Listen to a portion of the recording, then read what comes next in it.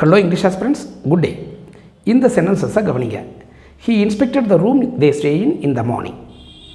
She will sell the cot you sleep on Monday. They attacked the deer we were aiming at 8 o'clock. இப்போ இதெல்லாம் கவனிச்சிங்கன்னா இதில் கூடிய முதல் சென்டென்ஸில் 2 இன் 1 அடுத்து 1 வந்திருக்கிறத கவனிங்க. அதே மாதிரி செகண்ட் சென்டென்ஸில் பார்த்தீங்கன்னா 2 ஆன் 1 அடுத்து 1 வந்திருக்கு. தேர்டு சென்டென்ஸ் பார்த்தீங்கன்னா 2 அட்டு 1 அடுத்து 1 வந்திருக்கு. நம்ம இந்த தமிழுக்கு தகுந்த டீச்சிங் மெத்தட் அப்படிங்கிற நம்முடைய மெத்தடில் இந்த மாதிரி வாக்கியங்களை அமைக்கிறது கூட ரொம்ப ஈஸி. அது என்னென்னு பார்ப்போம். வாங்க கண்டனுக்குள்ளே போகலாம்.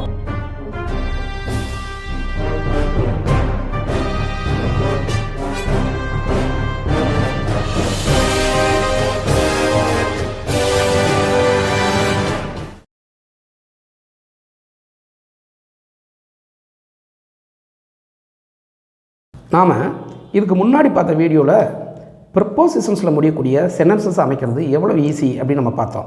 நம்ம அந்த மாதிரி வாக்கியங்களை அமைக்கிறதுக்கு ஒரு சாதாரண வாக்கியத்தில் இருக்கக்கூடிய பின்னாடி இருக்கக்கூடிய ஒரு நவுனை அது சம்மந்தப்பட்ட எக்ஸ்பிரஷன்ஸோட அப்படியே அதனுடைய சப்ஜெக்ட்டுக்கு முன்னாடி கொண்டு வந்து போட்டோம்னா ப்ரப்போசிஷனில் முடியக்கூடிய ஃப்ரேசஸ்க்கு கிடைக்கும்னு பார்த்தோம். Example, we live in a village. இதில் இந்த இன் அப்படிங்கிற ப்ரப்போசிஷன் அடுத்து வந்துக்கூடிய அ வில்லேஜ் அப்படிங்கிறத அந்த வி அப்படிங்கிற சப்ஜெக்ட் முன்னாடி கொண்டு வந்து போட்டோம்னா a village we live in அப்படிங்கிற எக்ஸ்பிரஷன் கிடைக்குது. இதோட மீனிங் நாம் வாழ்கின்ற ஒரு கிராமம். இதில் நாம் வாழ்கின்ற கிராமம் அப்படின்னு அந்த கிராமத்தை குறிப்பிட்டு சொல்ல விரும்பினோம்னா அந்த அ அப்படிங்கிறத எடுத்து த போட்டுக்கலாம். அப்போ நமக்கு என்ன கிடைச்சது? The village we live in அப்படிங்கிற எக்ஸ்பிரஷன் கிடைச்சது. அதே மாதிரி தே கோ டு எ சிட்டி. இதுலேயும் இந்த டு அப்படிங்கிற ப்ரப்போசிஷனுக்கு அடுத்து வந்திருக்கிற அந்த அ சிட்டி அப்படிங்கிற எக்ஸ்பிரஷனை அப்படியே தே அப்படிங்கிற சப்ஜெக்ட்டுக்கு முன்னாடி கொண்டு வந்து போட்டோம்னா a city they go to அப்படிங்கிற எக்ஸ்பிரஷன் நமக்கு கிடைக்குது. இதில் அவர்கள் போகின்ற நகரம், அந்த நகரம் அப்படிங்கிற அந்த எக்ஸ்பிரஷனை குறிப்பிட்டு சொல்ல விரும்பினோம்னா அந்த அ அப்படிங்கிறத எடுத்து த போட்டுங்க. அப்போ நமக்கு the city they go to அப்படிங்கிற எக்ஸ்பிரஷன் கிடைக்கும். இதோட மீனிங் அவர்கள் போகின்ற நகரம். நாம் இதே மாதிரியே she is studying with a boy, the boy she is studying with அப்படிங்கிற எக்ஸ்பிரஷனையெல்லாம் நம்ம உண்டாக்க முடியும் அப்படின்னு படித்தோம். நம்ம இதே மெத்தடில் தான் 2 அதே ப்ரிப்போசிஷன் 1 அடுத்து 1 வரக்கூடிய வாக்கியங்களையும் அமைக்க முடியும் அப்படிங்கிறத நம்ம தெரிஞ்சுக்குவோம். வாங்க அது என்னென்னு பார்க்கலாம். இந்த வாக்கியத்தை கவனிங்க. தே ஸ்டே இன் அ ரூம். இங்கே தே அப்படின்னா அதோட மீனிங் அவர்கள், ஸ்டே அப்படின்னா தங்கு. இது ப்ரெசன்ட் டென்ஸ் வருது. அது மட்டுமல்ல, இங்கே அவர்கள் அப்படின்னு பொருள் தரக்கூடிய தே அப்படிங்கிற வார்த்தை வந்திருக்கனால நம்ம கிறார்கள் சேர்த்திக்குவோம். அப்போ தங்குகிறார்கள். இன் அப்படின்னு சொன்னால் இல், அதுக்கடுத்து என்ன சொல்லுவோமோ அதில். இன் ட்ரிச்சி நான் ட்ரிச்சியில், இன் திண்டுக்கல் அப்படின்னா திண்டுக்கல்லில். இதெல்லாம் நம்ம ஏற்கனவே பார்த்துருக்கோம்.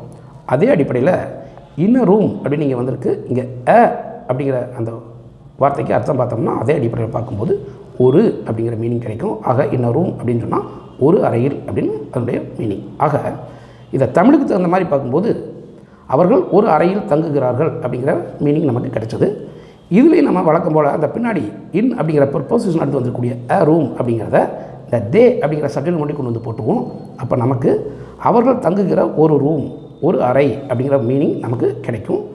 இதை நம்ம குறிப்பிட்டு சொல்ல விரும்பினோம்னா அவர்கள் தங்குகின்ற அறை அப்படின்னு சொல்ல விரும்பினா நம்ம ஏதோ ஒரு அறையை சொல்ல அவர்கள் தங்குகின்ற அறை அப்படின்னு குறிப்பிட்டு சொல்ல விரும்பினோம்னா அந்த அ அப்படிங்கிறத எடுத்து த போட்டுக்கணும். இந்த அ த அப்படிங்கிறதுலாம் ஆர்டிகிள்ஸ் அப்படிங்கிற கிராமரில் வருது.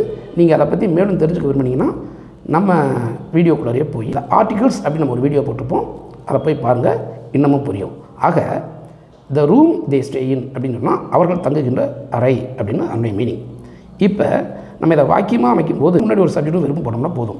இப்போ நம்ம என்ன பண்ணலாம்னா ஹீ இன்ஸ்பெக்டட், சப்ஜெக்டுக்காக ஹீ போட்டுக்குவோம், வெறுப்புக்காக இன்ஸ்பெக்டட் போட்டுக்குவோம். அப்போ நமக்கு என்ன கிடச்சது? He inspected the room they stay in அப்படிங்கிற எக்ஸ்பிரஷன் கிடச்சது. அதாவது இதோட மீனிங் அவர்கள் தங்குகின்ற அறையை அவன் ஆய்வு செய்தான். இப்போ இதை அடுத்து எப்பொழுது ஆய்வு செய்தான் அப்படிங்கிறதுக்கு பதில் தர மாதிரி ஒரு எக்ஸ்பிரஷன், அதுவும் இன்லேயே ஆரம்பிக்கிற மாதிரி போட்டோம்னா நமக்கு ஒரே அந்த இன் அப்படிங்கிற வார்த்தை 1 அடுத்து 1 வரதை பார்க்க முடியும்.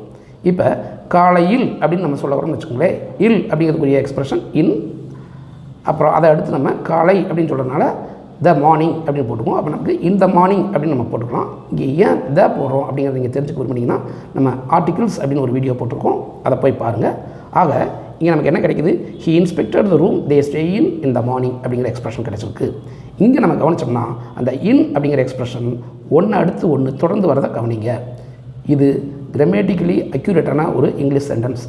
ஆனால் இப்போ இதில் நம்ம என்ன பண்ணிகிட்டு இருக்காங்கன்னா, ஜென்ரலாக இப்போ பேசிகிட்டு இருக்கவங்களாம் they inspected in the morning the room they stay in அப்படிங்கிற மாதிரி எழுதிக்கிட்டு இருக்காங்க. அதுவும் சரிதான். இதில் இந்த 2 இன் ஒன்று அடுத்து ஒன்று வருது, அதில் இது தப்பு அப்படின்னு நினச்சி இந்த ஒரு இன்னை எடுக்கிறவங்களாம் நம்ம பார்க்க முடியும். ஆனால் அந்த மாதிரி எடுத்தோம்னா அதை கிராமரியன்ஸில் ஒரு குரூப்பு கேனிபாலிசம் அப்படின்னு சொல்கிறாங்க அப்படிங்கிறதையும் தெரிஞ்சுக்குங்க. இப்போ இந்த வாக்கியத்தை கவனிங்க. You sleep on a cot. இங்கே யூ அப்படின்னா அதோட மீனிங் நீ, ஸ்லீப் அப்படின்னு சொன்னால் அதோட மீனிங் தூங்கு. இது ஒரு ப்ரெசன்டென்ஸ் வெர்பு. இங்கே நீ அப்படிங்கிற சப்ஜெக்ட் வந்திருக்கனால நாம் ப்ரெசன்டென்ஸுக்கு தகுந்த மாதிரி கிராய் செய்திக்குவோம். அப்போ நமக்கு தூங்குகிறாய் அப்படிங்கிற மீனிங் கிடைச்சது. இப்போ அதை அடுத்து ஆன் அப்படிங்கிற ப்ரப்போசிஷன் வந்திருக்கிறத கவனிங்க. ஆன் அப்படின்னு சொன்னால் மீது, அதுக்கு அடுத்து சொல்லுவோம் அதன் மீது.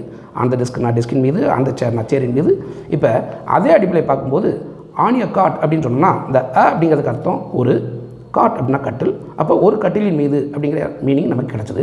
இப்போ நம்ம தமிழுக்கு தகுந்த மாதிரி பார்க்கும்போது you sleep on a cot அப்படிங்கிற அந்த சென்டென்ஸ்க்கு நீ ஒரு கட்டிலின் மீது தூங்குகிறாய் அப்படிங்கிற ஒரு மீனிங் கிடைக்குது.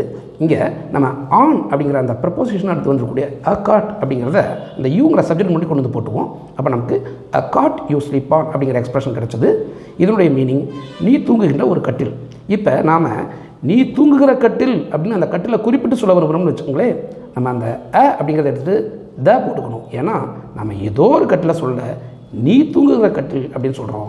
அதனால் நம்ம அந்த அப்படிங்கிறத எடுத்துகிட்டு த போட்டுக்கணும். இதை பற்றி நீங்கள் மேலும் தெரிஞ்சுக்க விரும்புனீங்கன்னா நம்ம ஆர்டிகிள்ஸ் அப்படின்னு ஒரு வீடியோ போட்டிருக்கோம், அதை போய் பாருங்கள், இன்னும் தெரிஞ்சுக்கலாம். ஆக த காட் யூ ஸ்லீப் ஆன் அப்படின்னு சொன்னால் நீ தூங்குகிற கட்டில் அப்படிங்கிற மீனிங் நமக்கு கிடைச்சது. இதை நம்ம வாக்கியத்தில் அமைக்கிறோம்னு வச்சுக்கோங்களேன். இதுக்கு முன்னாடி ஒரு சப்ஜெக்டும் வெறும் போட்டால் போதும். இப்போ இதுக்கு நம்ம சப்ஜெக்டுக்காக ஷீ போட்டுக்குவோம். இங்கே வெறுப்புக்காக அவள் நீ தூங்குகிற கட்டிலை என்ன செய்தாள் அல்லது என்ன செய்வாள். விற்பாள் அப்படின்னு சொல்ல வந்தீங்கன்னா விற்பாள் அப்படிங்கிறது ஃபியூச்சர் டென்ஸ். நமக்கெல்லாம் தெரியும். ஒரு வெறுப்பை ஃபியூச்சர் டென்ஸ் சொல்லும்போது அதுக்கு முன்னாடி வில் அல்லது ஷல் போடணும்னு சொல்லி இங்கே ஷீங்கிற சப்ஜெக்ட்னால வில் போட்டுக்குவோம். விற்பனை செய் அப்படிங்கிறதுக்குரிய இங்கிலீஷ் எக்ஸ்பிரஷன் செல், நம்ம செல் போட்டுக்குவோம். இப்போ நமக்கு she will sell the cot you sleep on அப்படிங்கிற ஒரு எக்ஸ்பிரஷன் கிடைச்சது. இதை நம்ம மேலும் நீட்டி எழுத வரும்னு வச்சுக்கோங்களேன். நம்ம என்ன செய்யணும், எப்பொழுது அப்படிங்கிறதுக்கு பொருள் தரக்கூடிய மாதிரி ஒரு எக்ஸ்பிரஷனை இதை எடுத்து போடணும். அதுலேயும் இந்த சேம் ஆன் திரும்பி வர மாதிரி, அதே ஆன் திரும்ப வர மாதிரி போட்டோம்னா நமக்கு 2 ஆன் ஒன்று அடுத்து ஒன்று வரும். நம்ம இங்கே திங்கட்கிழமை அப்படின்னு சொல்ல வந்தீங்கன்னு வச்சுக்கோங்களேன். அதாவது நீ தூங்குகின்ற கட்டிலை அவள் திங்கட்கிழமை விற்பனை செய்வாள் அப்படின்னு சொல்ல வந்தோம்னு வச்சுக்கோங்களேன். அப்போ நமக்கு ஆன் மண்டே அப்படிங்கிறத நம்ம சேர்த்திக்குவோம். அப்போ நமக்கு என்ன கிடச்சிது, she will sell the cot you sleep on Monday அப்படிங்கிற எக்ஸ்பிரஷன் கிடச்சிது. இங்கிலீஷ் கிராமரில் ஒரு ரூல் இருக்குது. அதாவது கிழமை தேதி தலைப்புக்கு முன்னாடி எப்பயுமே ஆன் போடணும்னு. இங்கே மண்டே அப்படிங்கிறது திங்கட்கிழமை, இது கிழமை. அதனால் இதுக்கு முன்னாடி ஆன் போடும்போது ஆட்டோமேட்டிக்காக அதோடைய மீனிங் அன்று அல்லது போதுங்கிற சென்ஸ் கிடைக்கும். அதாவது ஆன் மண்டே நான் திங்கட்கிழமையின் போது, ஆன் சண்டே அப்படின்னு சொன்னால் ஞாயிற்றுக்கிழமையின் போது. இதே மாதிரி இங்கேயும் நீங்கள் கவனிச்சிங்கன்னா அந்த ஆன் அப்படிங்கிற எக்ஸ்பிரஷன் ஒன்று அடுத்து ஒன்று தொடர்ந்து வந்திருக்கிறத கவனிங்க. இதை இப்போ மாடர்னாக பேசிகிட்டு இருக்கவங்க she will sell on Monday the cot you sleep on அப்படின்னு பேசிகிட்டு இருக்காங்க. இதுவும் சரி தான். ஆனால் நம்ம கவனிக்கணும், இந்த முதல் வாக்கியத்தில் இருக்க ஒன்று அடுத்து ஒன்று ஆன் வந்திருக்கு.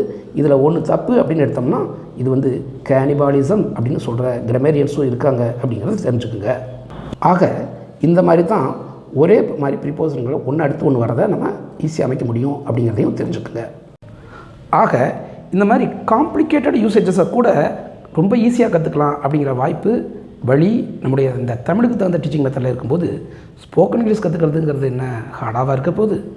நீங்கள் இந்த தமிழுக்கு தகுந்த டீச்சிங் மெத்தட் அப்படிங்கிறத பற்றி தெரிஞ்சுக்க விரும்பினாலோ அல்லது இந்த மெத்தடில் ஸ்போக்கன் இங்கிலீஷ் படிக்க விரும்பினாலோ நீங்கள் இங்கே ஸ்க்ரீனில் தெரியிற நம்பருக்கு கான்டாக்ட் பண்ணலாம். Hope you understood the concept and enjoyed learning. We shall meet again.